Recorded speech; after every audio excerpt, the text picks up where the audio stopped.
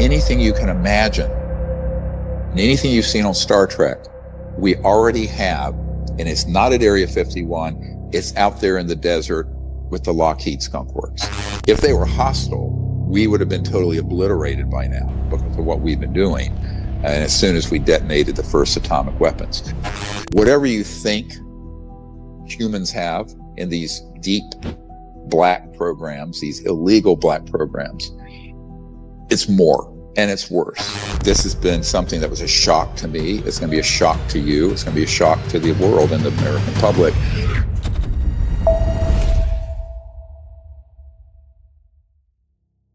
I want to emphasize that there are two governments dealing with this. There's the constitutional government. Most of the people in that government have no idea what's going on. And I can say that with authority because I'm one of the only people you'll ever meet who has briefed people at that level of government since 1993, when I briefed the incoming President Clinton's CI director. Then, the other part of it is in Congress, or most people in Congress, they know nothing about the subject, even if they're on key oversight committees. So this has been something that was a shock to me. It's going to be a shock to you. It's going to be a shock to the world and the American public to find out that the constitutional government in the United States since the late 1950s have been basically pushed aside and relegated to irrelevance, frankly, on this issue since the late Eisenhower years. And so this whole history we will unpack over a series of these episodes because it's very important to understand the context of how we got from there to here. But importantly, right now, the crisis of the moment is that there are a number of people coming forward from various black sites, which are highly classified, illegally run operations in intelligence, military, and corporate programs. And those guys that I've been meeting with for about almost 2 years now, 20 months, have decided to come forward publicly, identify themselves, and in a controlled release begin to give the information to the American people and the U.S. government. So this is a very complex program. It's now coming to a sort of a crescendo, and this is why I think we need to be talking with each other every week or so. So let's go to the first question, which is going to be about human technology. What is the real capacity of human technology?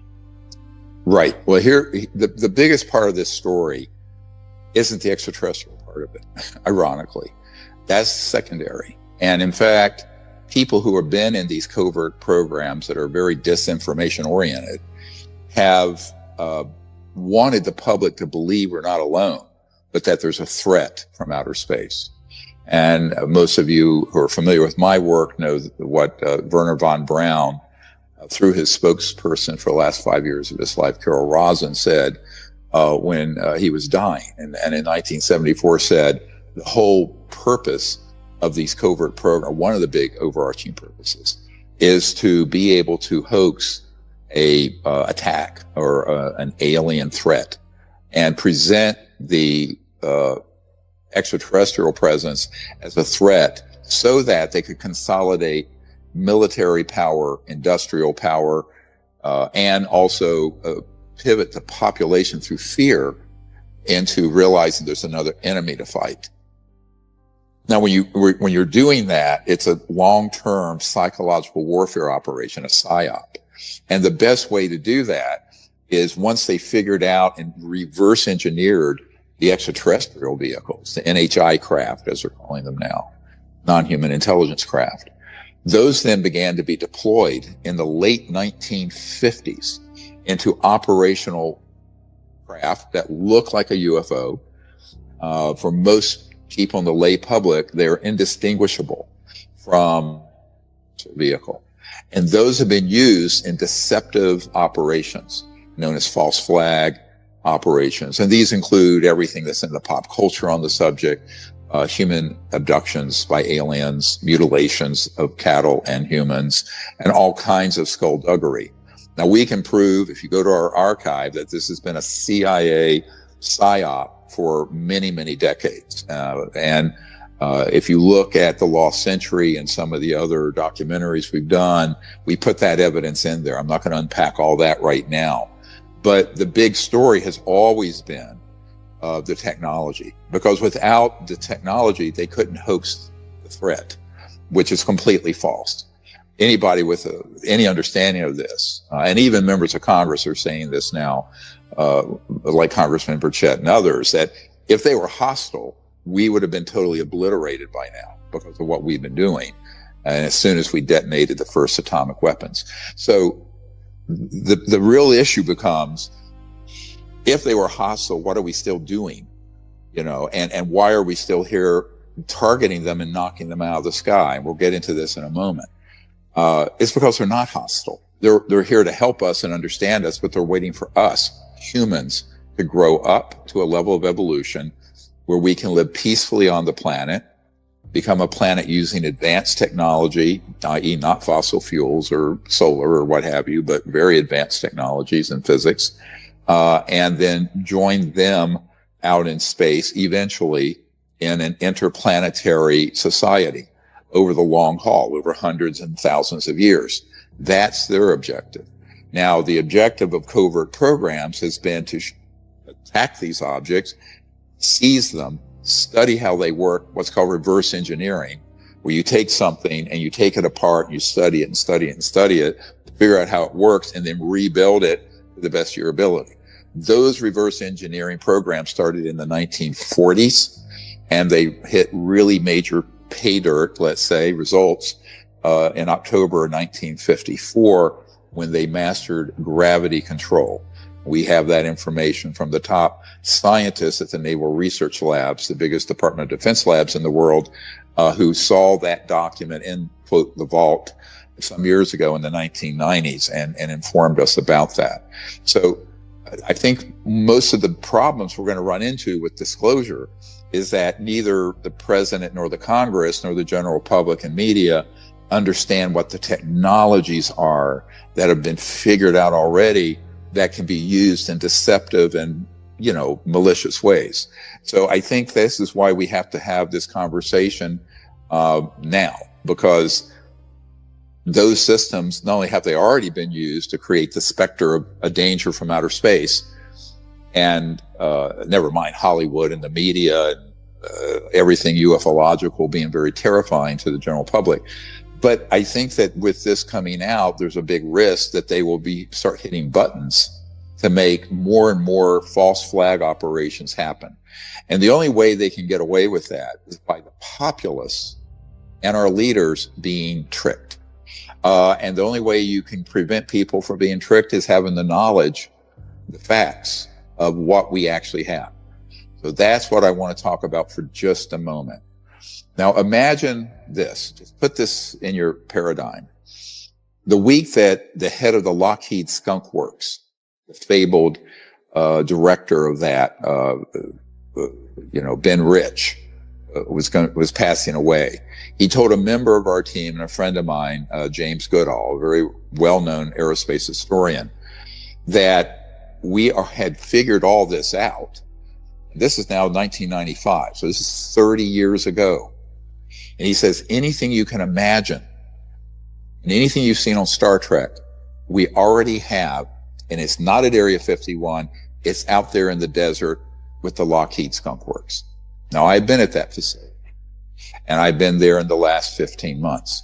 So what he was saying was that we have figured this out, but folks who have, let's say, an overarching desire to control the population through fear, through endless war, through control of the energy sector, this is key. They don't want the full truth out. They want part of the truth out. And they want the part that redounds to their benefit, that serves their agenda. This is why in 1999, I wrote a paper, which you can see on our website, drstephengreer.com, that states that this is the disclosure that serves secrecy. And the disclosure of this subject that serves the secret agenda, which is what that means, is a disclosure that would present a threat and where they could hoax a threat. And then that causes the world to unite sort of around a dystopic totalitarian military response, like the movie Independence Day. Go look at that. That's right out of CIA scripting, against the ETs.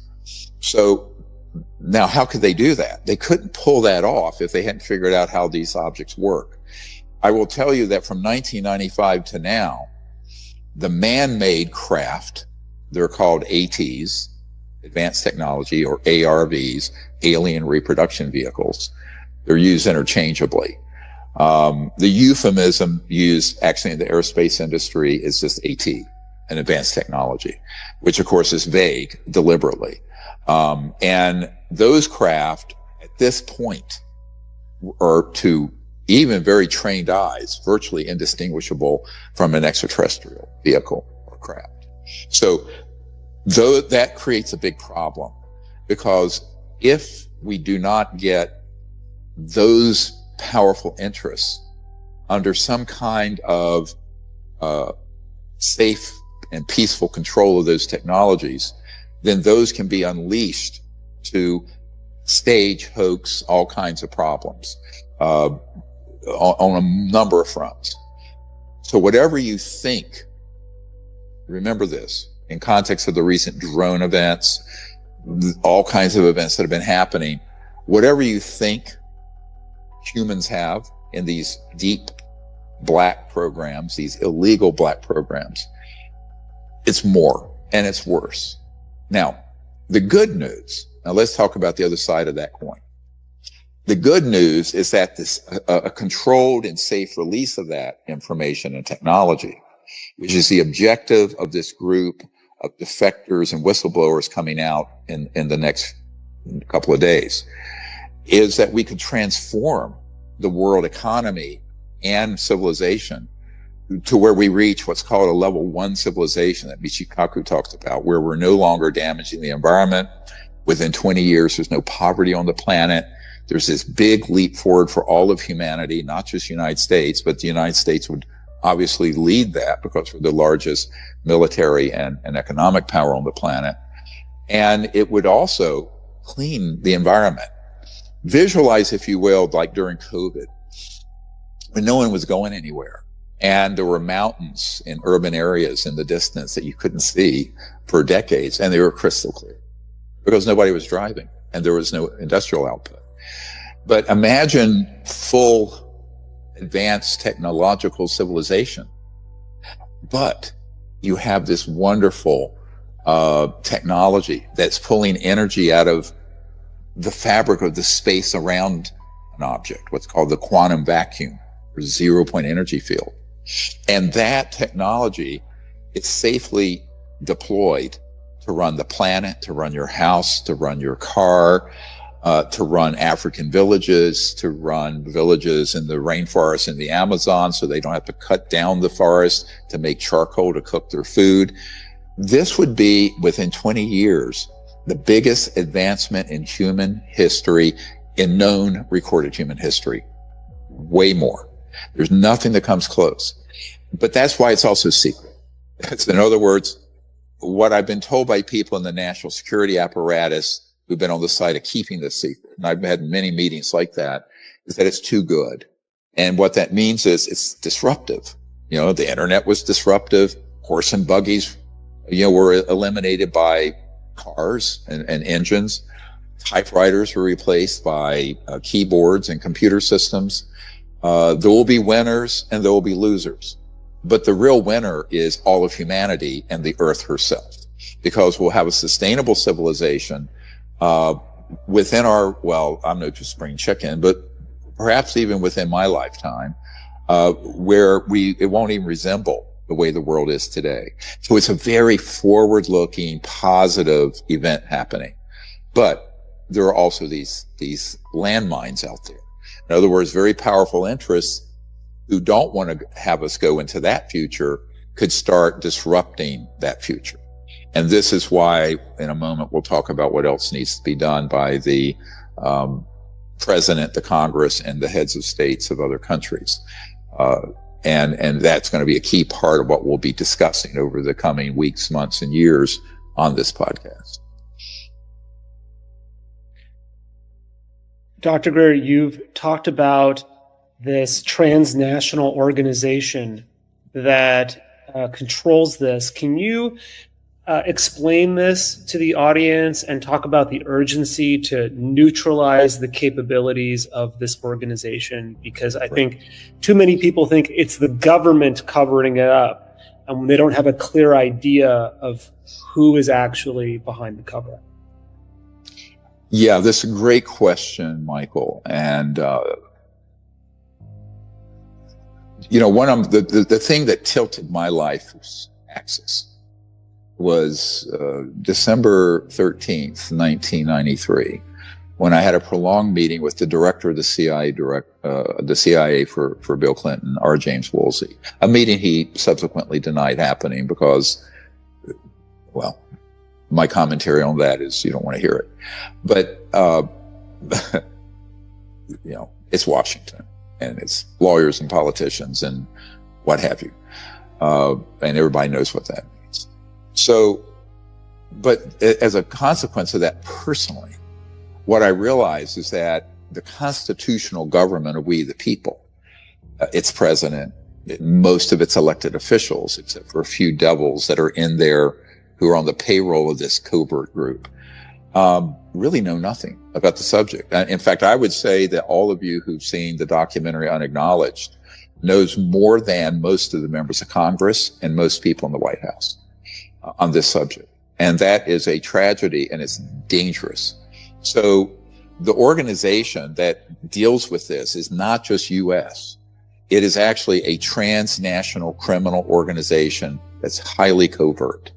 And that is a fact. Not a conspiracy theory, is a fact and proven in any court of law.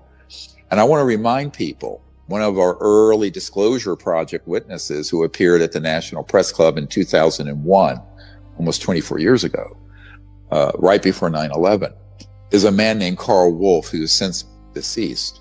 But he, in 1968, was at Langley Air Force Base at a national security agency compartmented operation, where they were analyzing the early digital images coming back from the moon, from the lunar orbiter that went around the moon to map it before we landed a year later in 69. And he was called in to repair some equipment in this compartmented operation.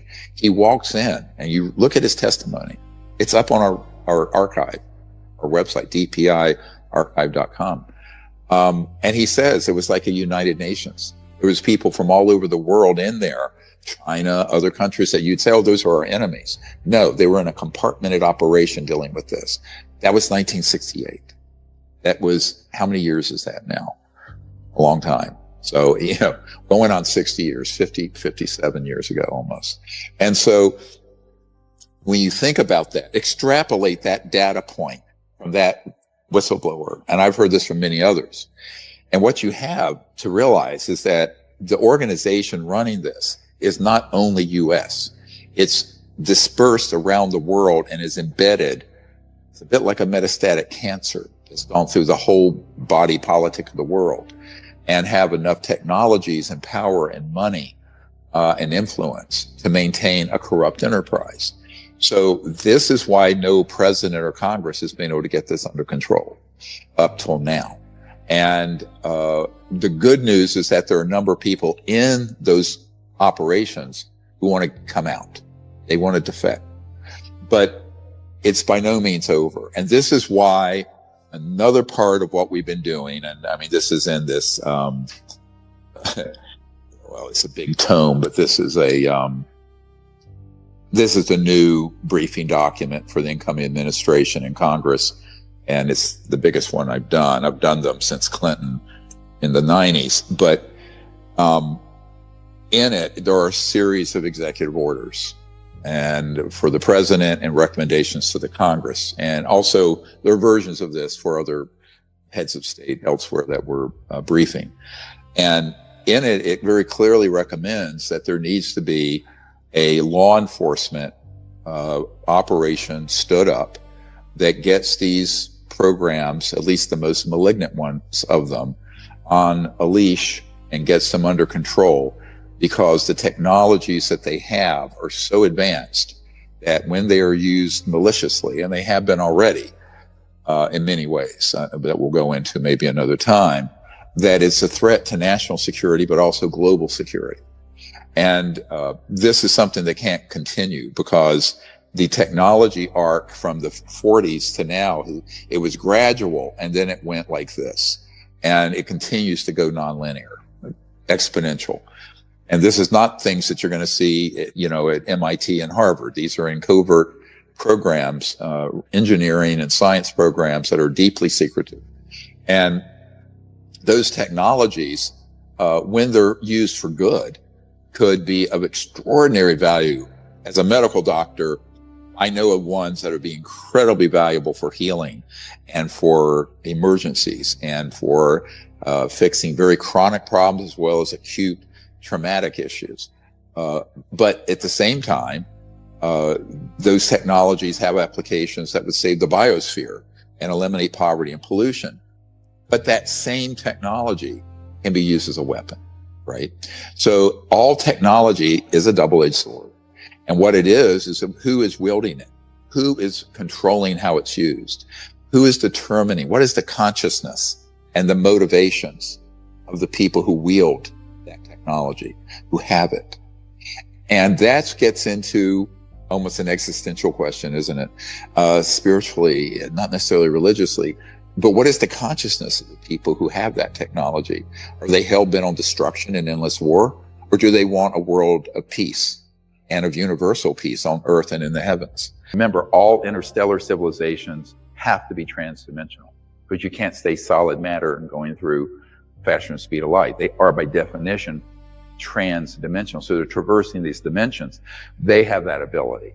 So they can literally manifest objects, and their manufacturing, like I mentioned earlier, is using this level of these other dimensions and energy and bringing it into full 3D materialization. Now, that's a science, though. I mean, you're talking about creating a sort of resonant frequency technologically. It's very subtle. That's in the form of, say, an architectural, the whole schematic, so very holographically. And then it goes from that state in the near astral, the gap I described, into boom, it's solid right here.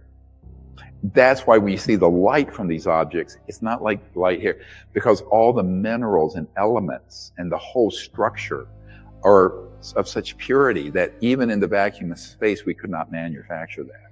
So I have a new top secret person coming forward that's been analyzing part of a craft that crashed in 46, 47 in Brazil.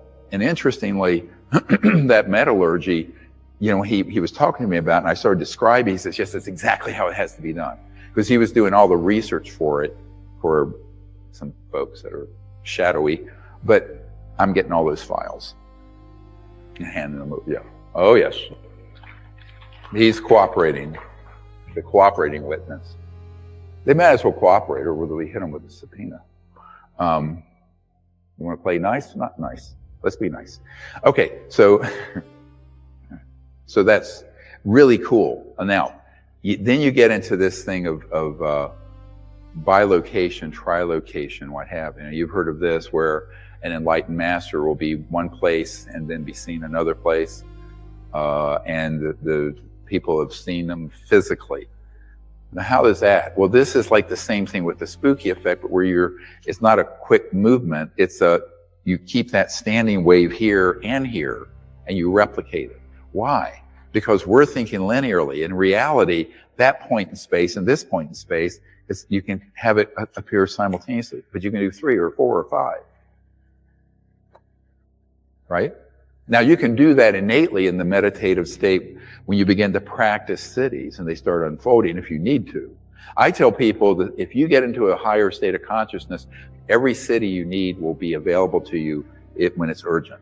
So you don't have to waste a lot of time unless it's something you need to learn to do, like being able to see, remote view, and communicate with the ETs. The whole CE5 contact protocol is, in fact, a very advanced city. Just look at it that way. That we've sort of made into a system that millions of people are now doing. Now, this gets into this question of, Are some of these craft the same craft over and over again? Yes. I'll tell you really, I like illustrating these abstract ideas with an example.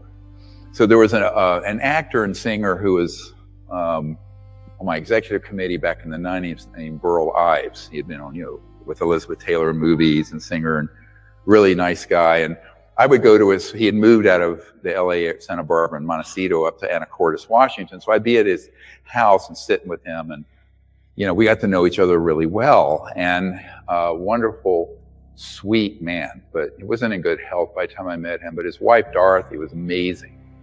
And so, I was at their home and was teaching them all this. I'm teaching Dorothy and their grandchild to go out and do CE5 but on the ocean. And they were doing it, and craft would appear on the cloud and disappear.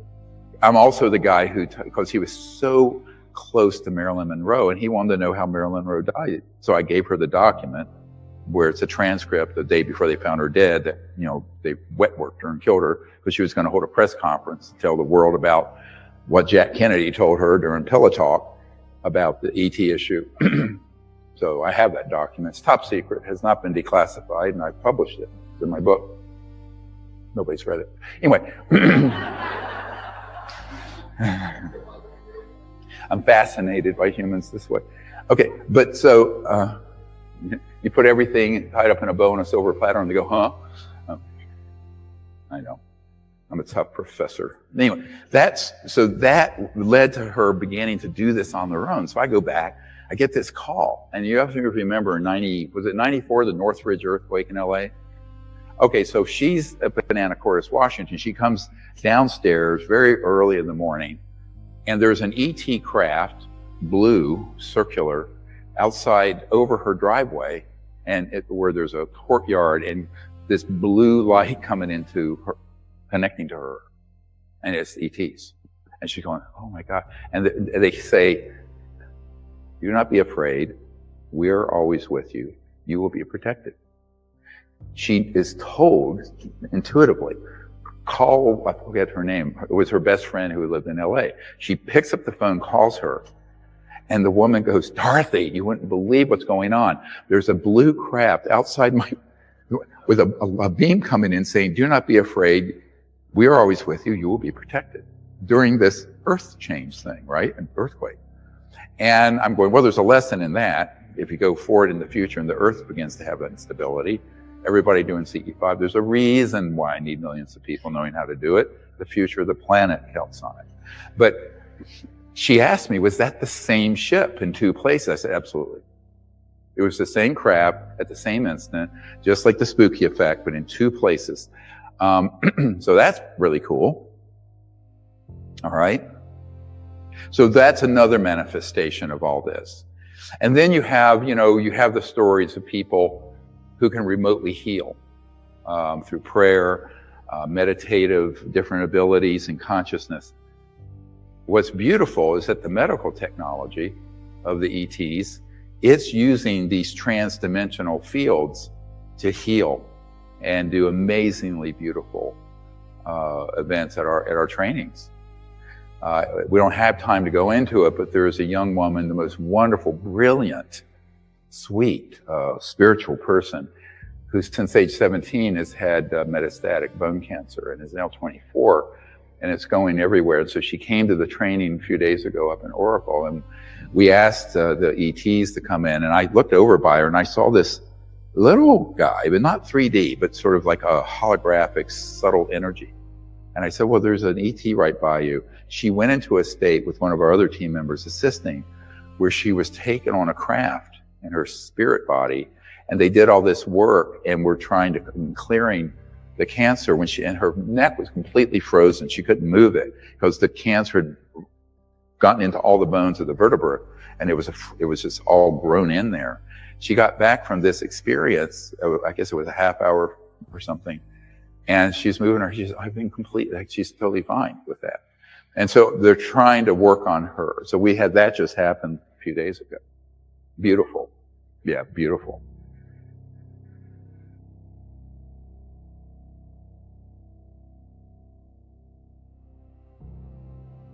Oh, go back. I just got emotional. I love this girl. So, think about this.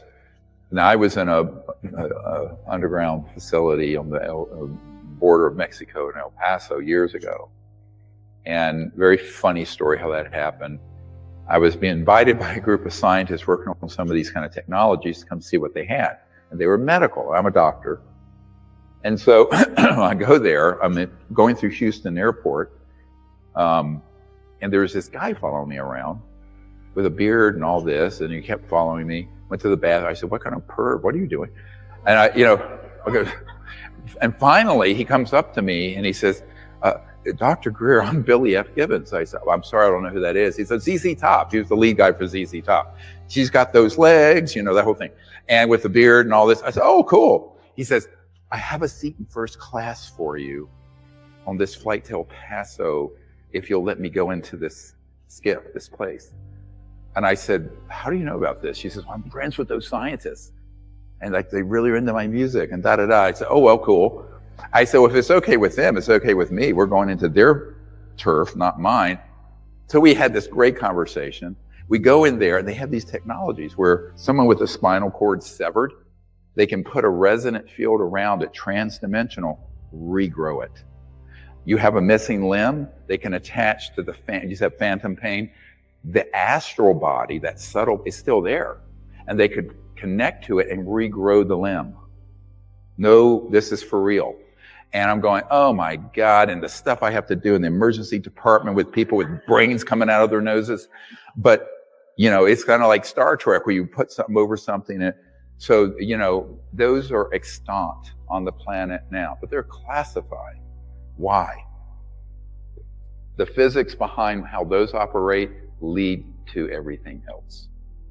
And then you end oil and coal and the petrodollar and all public utilities, and half the Fortune 500 companies' capitalization goes to zero. All right? It's tragic. This power thing locked into the 1800s paradigm is literally killing people, literally, and the planet. This is why we have to have disclosure like yesterday. Okay? So, putting that in your mind for a moment, now let's consider what are the consequences of that. Before I go to this next slide, if you're a civilization that is advancing through these levels of consciousness, and remember, it happens pretty quickly.